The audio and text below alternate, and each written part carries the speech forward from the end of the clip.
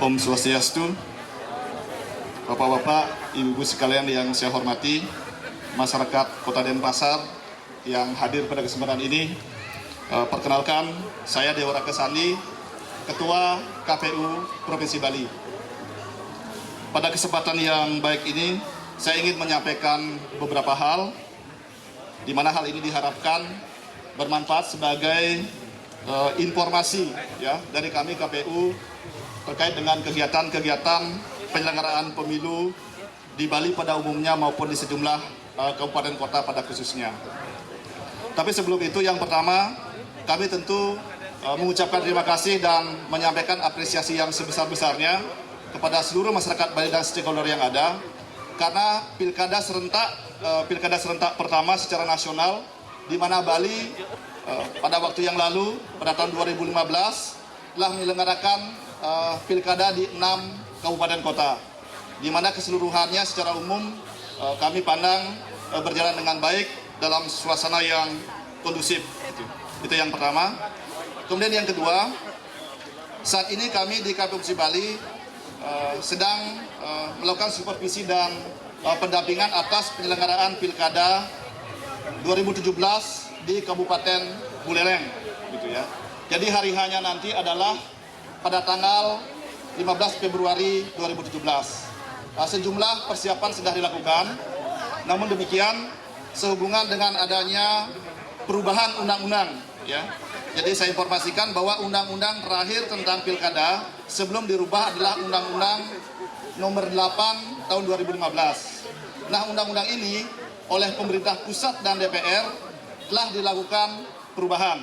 Sampai saat ini kami memang belum menerima salinan resmi dari undang-undang itu yang telah diundangkan dalam lembaran negara.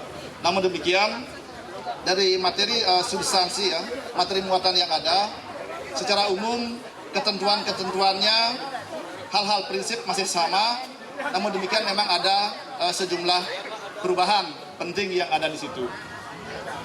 Yang perlu saya sampaikan pada kesempatan ini diantaranya adalah mengenai pencalonan misalnya, ya.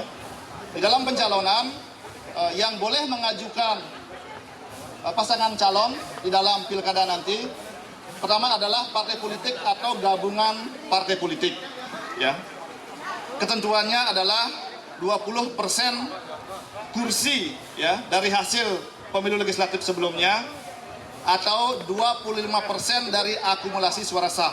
Nah, ketentuan ini masih sama dengan ketentuan yang ada di dalam Undang-Undang Nomor 8 Tahun 2015. Kemudian untuk pasangan calon perseorangan, ya, jadi bagi masyarakat yang akan maju sebagai pasangan calon perseorangan, dukungannya, ya, ketentuannya sudah ditetapkan oleh KPU Buleleng, ya, khusus untuk pilkada Buleleng, yaitu sebesar 7,5% dari jumlah DPT, ya, jumlah DPT atau daftar pemilih tetap pada pilkada sebelumnya. Angkanya sekitar 40.000 sekian, jadi sudah ditetapkan.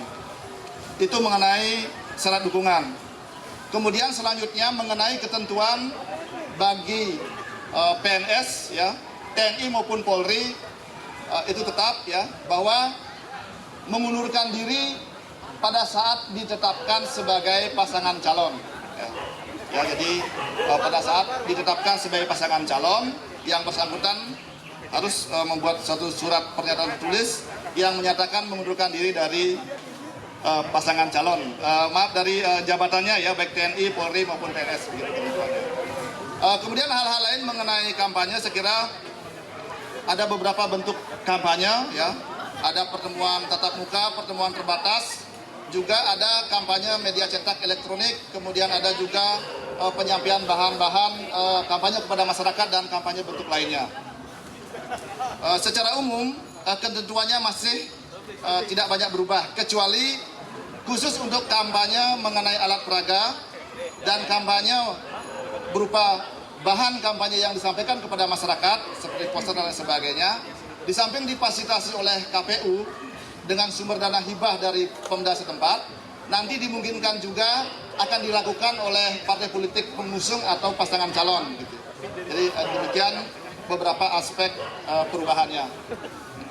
Setelah itu, kemudian saat ini kami di KPU Provinsi Bali sudah beberapa kali melakukan koordinasi dan juga melakukan supervisi langsung ke KPU Buleleng.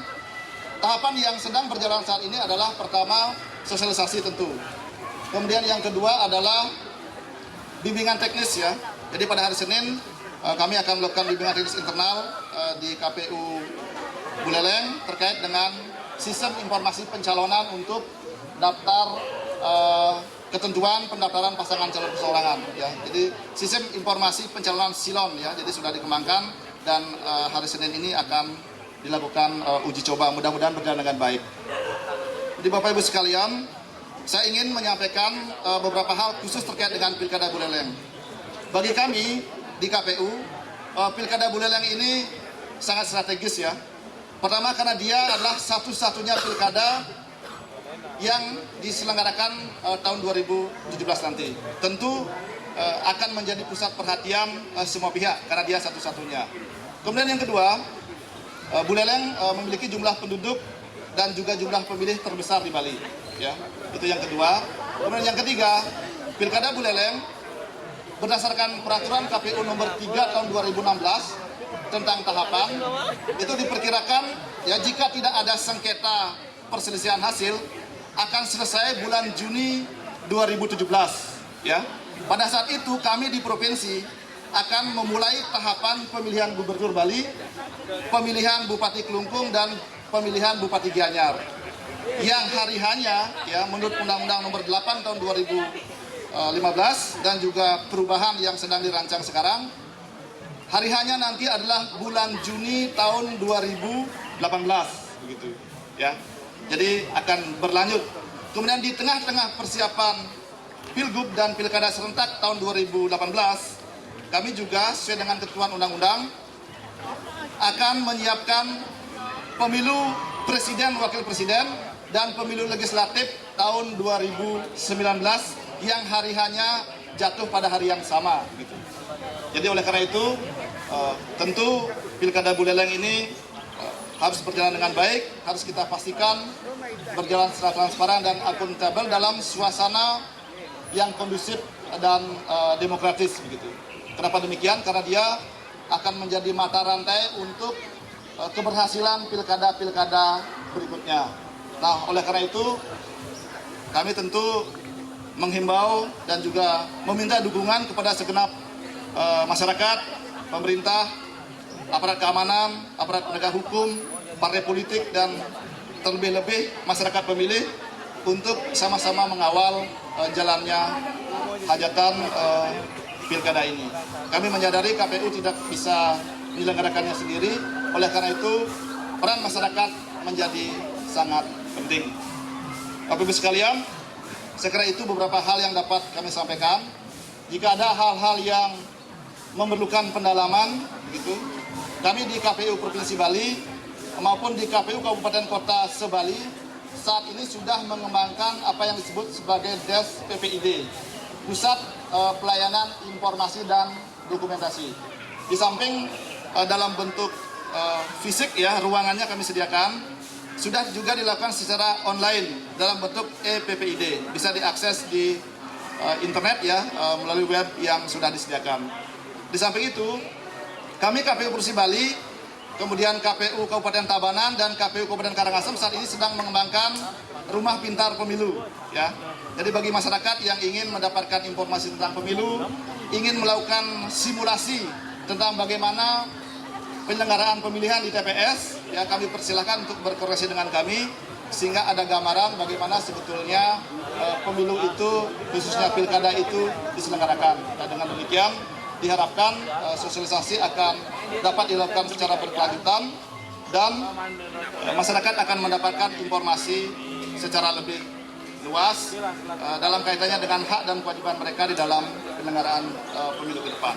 Setelah itu yang dapat saya sampaikan, jika ada hal yang kurang berkenan, mohon maaf, saya iri dengan para Santi. Om Santi, Santi, Santi, Om.